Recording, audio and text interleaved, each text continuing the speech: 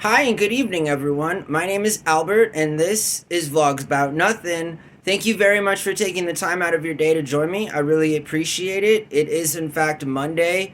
For some reason, all day I've thought it's Tuesday, but it doesn't change the fact, you know? And so, really, I really appreciate all the new subs, all the new viewers. Again, this guy understands that great things take a long time. Dare am I saying that this show will be great? The show, yes. Me, maybe not so much ever. But that's the whole point of it, right? Regardless, thanks again. Today I want to talk about the occupation in Ukraine. So here's the thing. As just this, boy born in the desert, just hanging out here in Albuquerque, New Mexico, I have questions. As a 36-year-old unemployed man who has the time in his life to, assess things, whether that be good or bad. I do have some time. And regardless, so I'm thinking, like there's a war going on.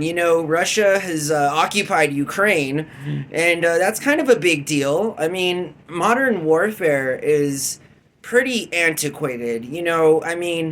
We all have the internet and smartphones, and there's grown folks out there still trying to occupy nations. So, link in the description below. I did all of the research that I could to find out what life is like in occupied Ukraine. The western part of Ukraine, or the eastern part of Ukraine, rather, that Russia is straight chilling in.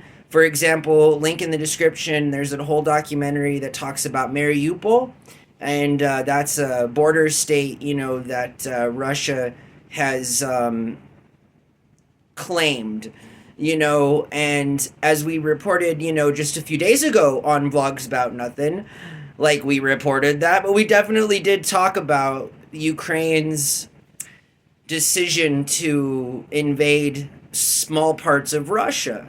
And, I mean, people like to say all is fair in love and war, but the thing is love is cool, war is not. I mean, I almost wonder if it would be cheaper to just pay governments off. And sort of like, how much is this gonna cost for you to just go away? Like seriously. I mean, it's a real weird thing to think about, honestly. Just adults not being able to get along. I mean, it's so silly, really. It's so silly. Only because since we're kids, adults are always saying get along, get along. And yet there are entire governments and nations all over the world that refuse to grow up, and at the cost of not the leaders of these places. I mean, it's not like you see Putin strapping his boots up and holding any kind of firearms. And that's kind of the thing, right? Is that I don't understand it. And I'm sure that I'm not the only person that doesn't understand decisions rooted in, such like ecocentric, focused kinds of goals that are so far removed from the people that are living on this planet that it's quite laughable. I mean, seriously, I think it's quite remarkable that the world continues to pillage itself, given the opportunities galore for all of us to sort of evolve even past diplomacy and actually work as a collaborative sort of group of people to get things done.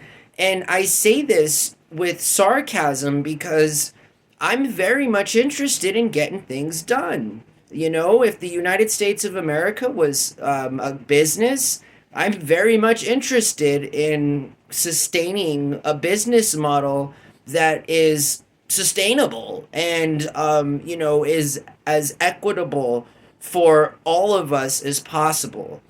Seeing as though we are currently in a world where, if we wanted to, there could literally be zero people hungry tomorrow. There could be zero deaths as a result of war if we wanted there to be. I mean, in some regards, it would be a lot easier even to get along than it would be to continue to send aid packages to a Ukrainian government that, obviously, like, it's weird when we're put as a nation on a global stage and sort of vilified if we don't go help people that need our help.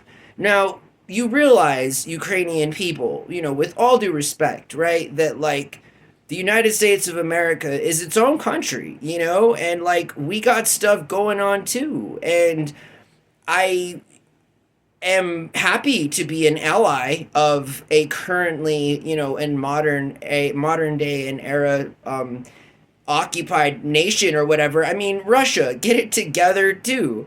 I mean, Putin, isn't there better things to do with your time? I just, they say war makes money, but again, it's got to be a stressful thing. And I just, even a bad PR day on this end is too stressful. I can't imagine that kind of stuff. So again, it's just what's practical, what makes sense, what doesn't. I just don't think there's any reason for Russia to have invaded Ukraine. They did. We're 2 years past, and now things are still very much the same and are probably going to get worse, with all honesty, until Trump becomes our president and there's a ceasefire. I mean, a lot of moderates, Democrats, even Republicans, I guess, don't like hearing that. But I'm a social capitalist. I'm registered as an independent. So, IDGAF, as far as I'm concerned, it's cool. I can't vote in the primaries. I'm fine with that. I will, in fact, be voting for the Green Party candidate this year. We talked about the third party candidate on this channel as well.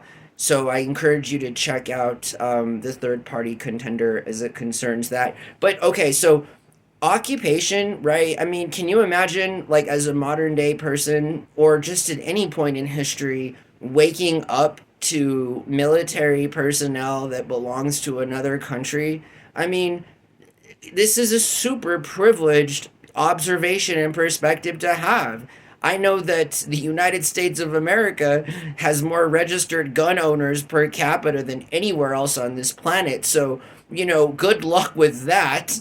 I mean, it's one thing. I think the purveyance of gun law in particular on an individual level, even though I'm never strapped and I'm a conscientious objector, my fellow American citizens often have very different beliefs than me. And it's interesting and it's ironic because while it also provides them with, their own individual security, it aggregates on the whole to some pretty good local protection as it concerns random government officials that aren't Uncle Sam knocking at your door or being on the street. Again, I can't imagine that. I can't imagine. It would not be good. Like seriously, this is from a multi generation American born person that, to all countries out there that, like, yeah, no, this isn't the place to do that. And that's what I'm saying. Like, why does war happen? Who allows it? Who funds these things? I mean, money's got to come from somewhere, kind of. I just watched this whole documentary on how the Nazis got their money. And holy potatoes, I tell you, if you ever want to, try to take over the world, I mean, there's a whole plan set up and it didn't work. But it was, in fact, like, my argument would be the first sort of implementation of a deregulated pro market economy colluded and corrupt. I think they call that fascism. But yeah, it's happened before. So just saying, our friends out in Germany there, I know we don't like to talk about our worst days, but hey, it's just something we still got to talk about. Unfortunately, on this side of the pond, white people, for example, don't like to talk about, critical race theory. But as a biracial person myself and as a Hispanic, it's kind of important to recognize our mistakes so that we don't do them again, I guess you could say, although one would argue that it's insane they happened to begin with. So, anyways, I think life in an occupied country is something that is tough to consider. It's tough to even consider war. It's tough. And I feel bad for the Ukrainian people. Obviously, why wouldn't I? Why wouldn't anybody in this country, in particular, not have a heart for other people, who are like currently going through the worst of times in all of ever? Bombs outside going off, people, unaliving themselves. Like, this is real stuff. And I know that we're far away from that, but again, it doesn't mean that it's not happening, and it doesn't mean that you and me and everyone else around you doesn't continue to, in some way, shape, or form, fund these really expensive aid packages that we send to countries to either, defend or, I guess, invade other countries. I mean, I don't know. I don't know what's going on there. I do know that the United States of America, we're friendly. We got allies. We have responsibilities. Fortunate and unfortunately, we are the leaders of the free world. There's not much standing between us and sort of like a Putin kind of a Winnie the Pooh, hybridization of totalitarianism in the modern age. Let's not go there. So, the United States of America is, in fact, the country that people are going to all over the world assume that we can help, And again, it's good and bad, right? Because everybody wants help. Everybody needs help. I mean, and I question that. I question why governments on the other side of the world just can't get along. Like, it seriously, at some point it's frustrating, right? In terms of just like, what is it going to take to make you go away? And other than Trump being elected and you guys doing some funky politics, on a geopolitical level, I mean, come on. It's so obvious, and anyways, so my obvious heart goes out to those folks who are having to live in an occupied state under a foreign government against their will. I think that, again, that is one of the absolute most worst things that can happen ever at any point in time during a human being's life, which is why I advocate for, social freedom, and the just opportunity to live in a peaceful environment where you don't have to worry about dying when you go out the street, and you don't have to worry about being recruited for an army if you're a man that's like trying to live their life. I understand that it's often put on men that we gotta go kill, like unalive ourselves to like get things done. But the fact of the matter is that we don't. We don't. Other men make us do this, and those other men that make us men do that aren't even around. They're just giving out orders, okay? This isn't Napoleon Bonaparte. You don't got some five-star general riding there up front on the front lines with you. And that's unfair, right? It's unfair because the people, again, who force men to unalive themselves by stripping them away of opportunity and then leaving the only opportunity as a merchant of death. Again, to me, that's not being a man. To me, that is not being a gentleman. To me, that is not being diplomatic. It's quite elementary, honestly. It's something that little boys do when they get into little tips in school. It's not proper. It's not okay. Because ultimately, again, the men that lose their lives to defend these principles are forgotten. They're lost. They don't get their benefits. So what do they do it for? You understand what I'm saying? Like, what's the point? And that's a tough question. It really is, because it really makes you wonder, like, whether or not people even, like, want to fight. I mean, I don't think they do. I think people are forced to fight. I think if people were provided with sovereign peace within their nation's borders, ideally in a world that has them open, obviously is going to be the best way to get things done without having to become violent or animalistic.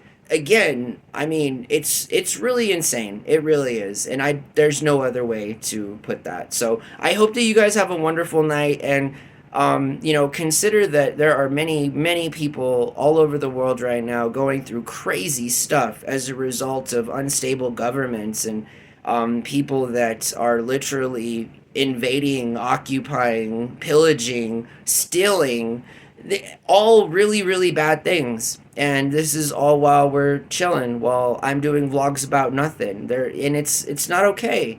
People need to stop fighting. People need to stop occupying places they don't belong. Again, and it's not like they don't belong. It's, if Russia wants to go kick it in Ukraine, that's great. But, like, dude, don't kill, like, the native population, put up new signs and say that it's now Russia. That's just, it's bad for business. Putin, what are you thinking, man? What are you thinking? Obviously, you're not. So, anyways, I hope that I like Russia, for the record. I mean, does that make me a bad guy? I don't think so. I'm very anti-Putin regime in terms of the way that things are going, but to say that that stretches to the Russian people is false. The Russian people actually should be given the benefit of the doubt in that they're not the ones making the decisions to send people down on to get unalived because of some dude who wants more land hundreds of miles away. Like that's so it's real important to keep that stuff in mind and to be sympathetic of those people who really can't say anything, and if they do, it's a real problem. And again, that's the problem we don't have here in America, because if we did, we would have gotten probably like 2 videos into this whole channel before there would have been somebody knocking on this door, asking some questions about some of the things we talk about here on this channel. And I joke about that all the time, right? And holy potatoes, I mean, I guess it's a gamble here too in America, given that like some things go on here too. But hey, if you're respected and you're respectable and that, the opinions that you give are just honest, I mean, really, it's hard to argue the truth. That's kind of a tough one. When you start arguing the truth, it becomes a little odd, and so, yeah, I hope that you guys have a really good night. And again, I think that it's weird to be in a world where like so many other people are suffering, and it's just not. So yeah, all right, have a good night.